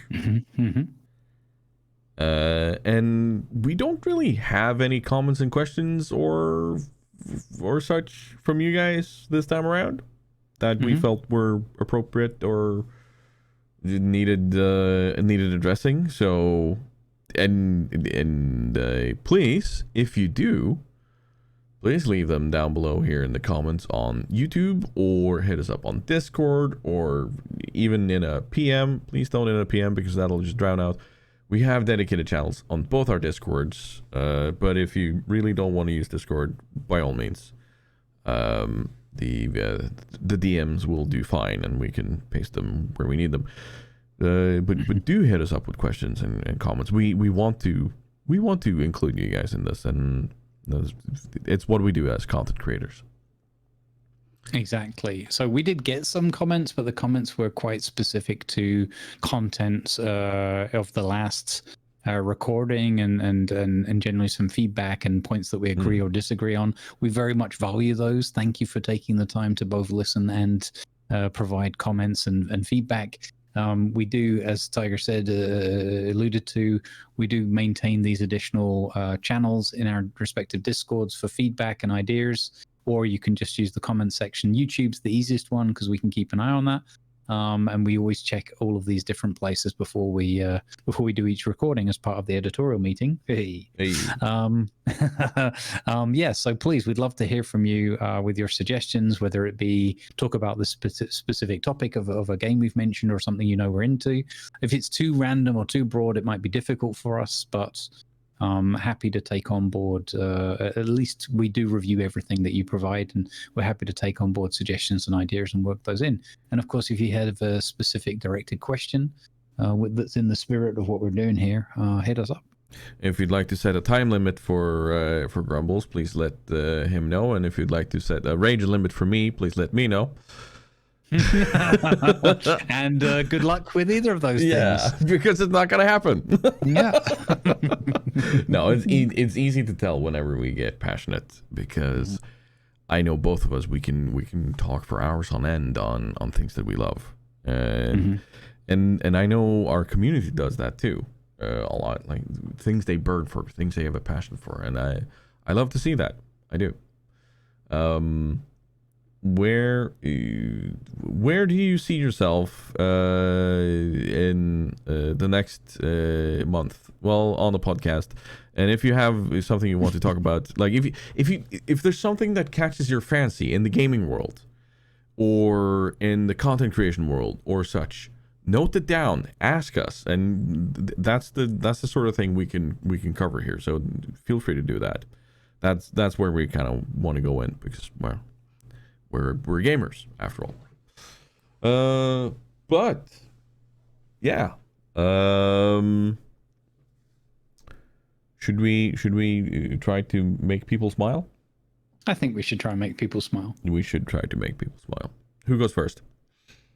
I have two things. I go first. You go first.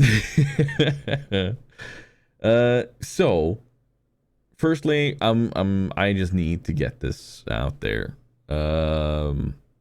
Something big that made me smile. And it's hard to talk about, but at the same time, I need to address this. I was recently in a bit of a bind financially through my own folly over time, and not acknowledging or not being smart enough to actually say to myself, yeah, no, we need to fix this. We need to address this. And we need to do it now. And I opened up about that in a video and said, hey, here's the truth, and this is what's been weighing on me. And the community came through and helped me get rid of some of these fears and doubts, and we're talking massively. Like, my initial goal was just to get a tiny bit extra help so that I could pay off my bills and debts without any sort of issue, and without fearing that it'll it'll go further, and people will have to litigate or whatever to get more.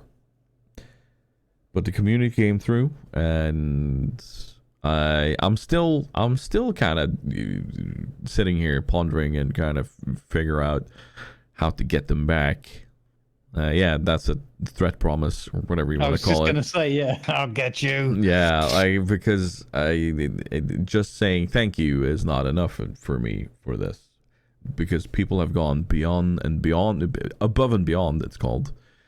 By the way, great band to listen to on Pretzel. But above and beyond with helping somebody out that they didn't have to do this.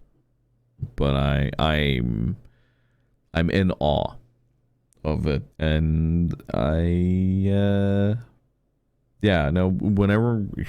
whenever I think about it, one, it makes me smile. Two, it just I call it a community for a reason.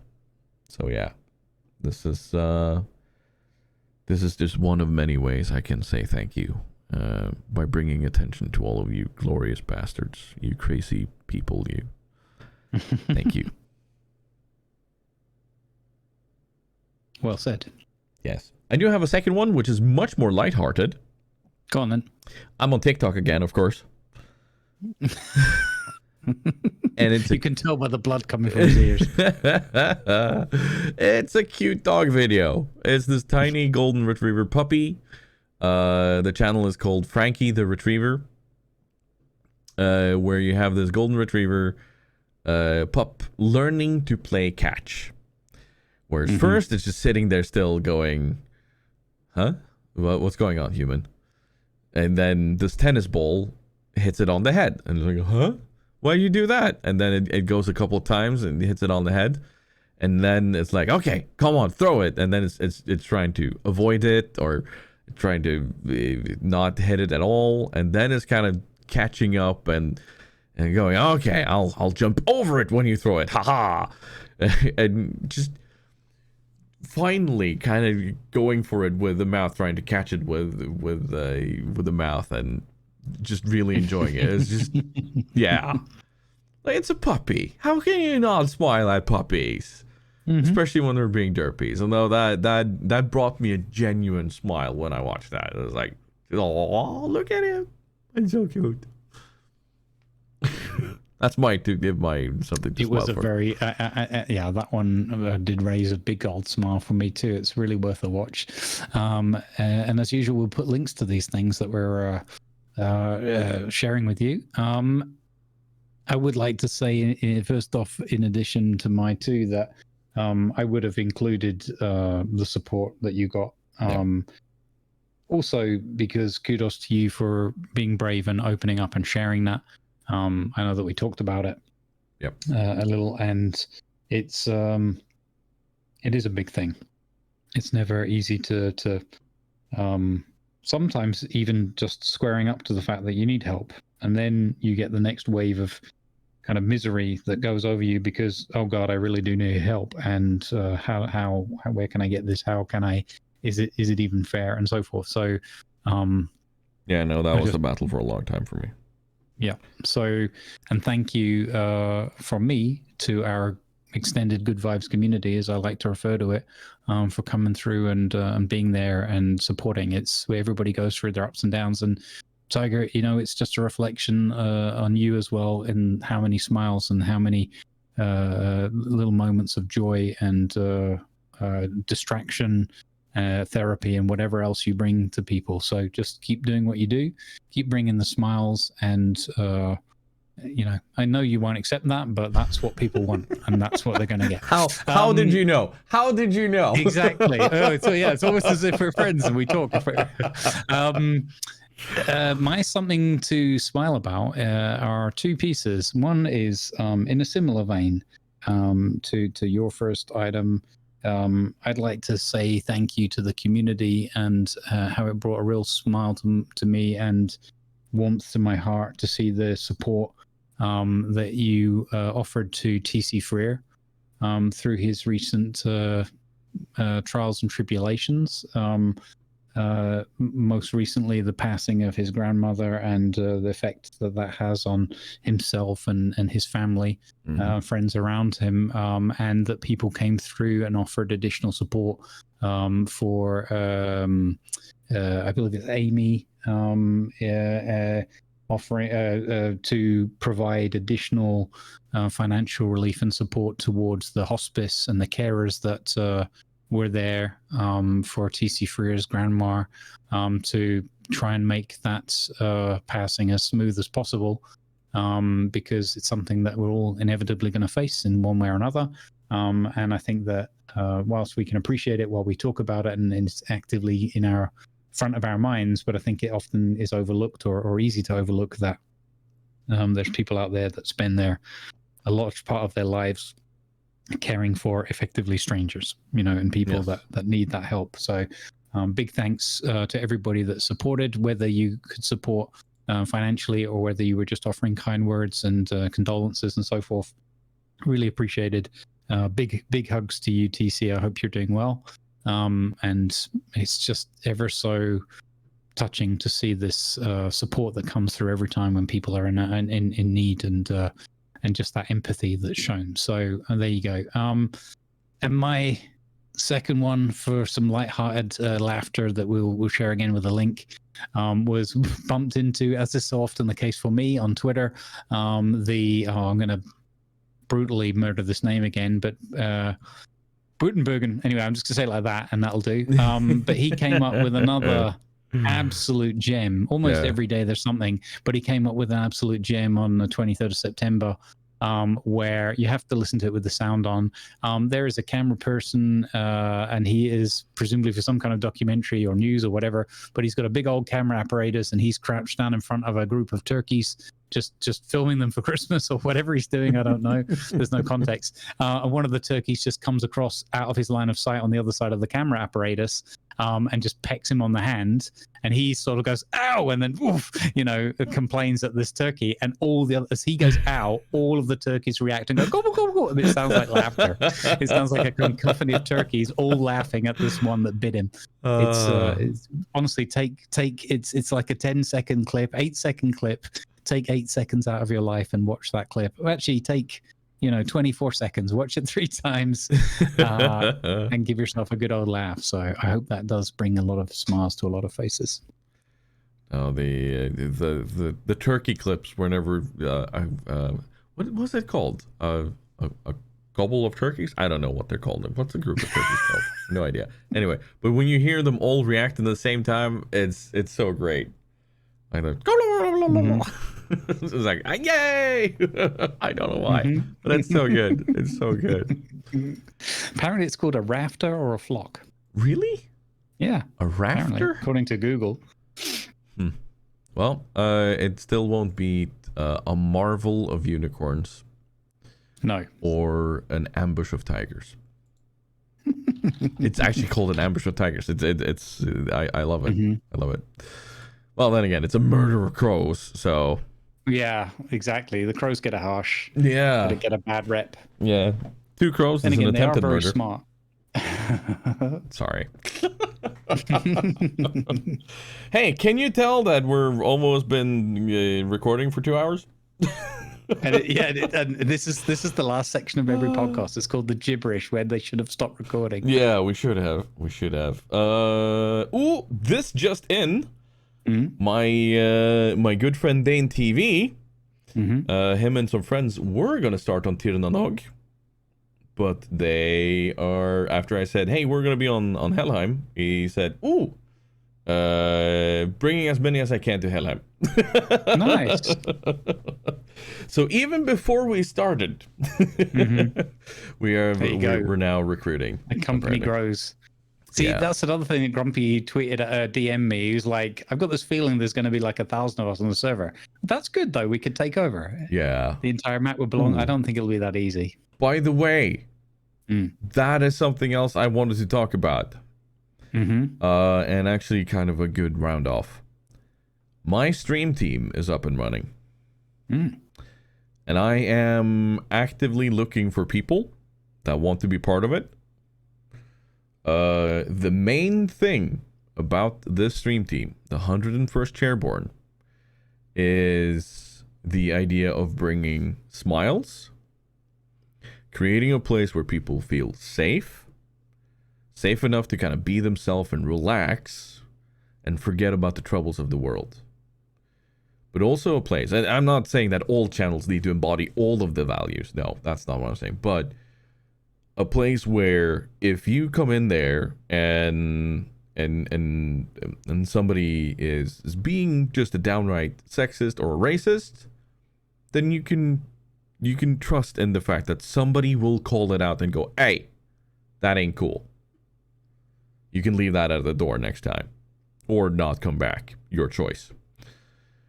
And that is the idea behind the stream team. And if you see streamers that embody this, please let me know. Because I want to have as many as possible that I can shout out from the rooftops that this is a good place to go.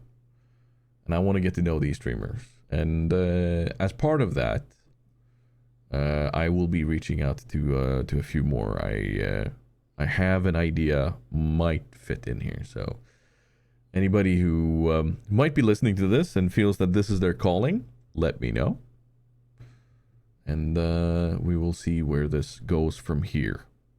I already have a couple of really good ones. It's Shogi, of course, who is the original creator of the 101st Chairborne as an idea.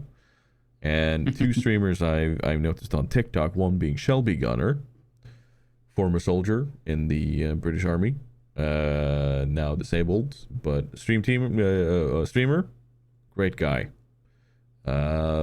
Laughs, has some good self-insight and so on. And of course Rabtastic, who's been calling out follow for follow bullshit and platforms and catching some flack for it, but I'm not afraid of having him on my team, because he will call it as he sees it, and that's a good strength to have. Definitely. But thank you so much, everybody, for hanging out in port with us for a few hours. And with that being said, I've been the Tiger, he's been the Grumbles. And we'll see you in the next one. Bye.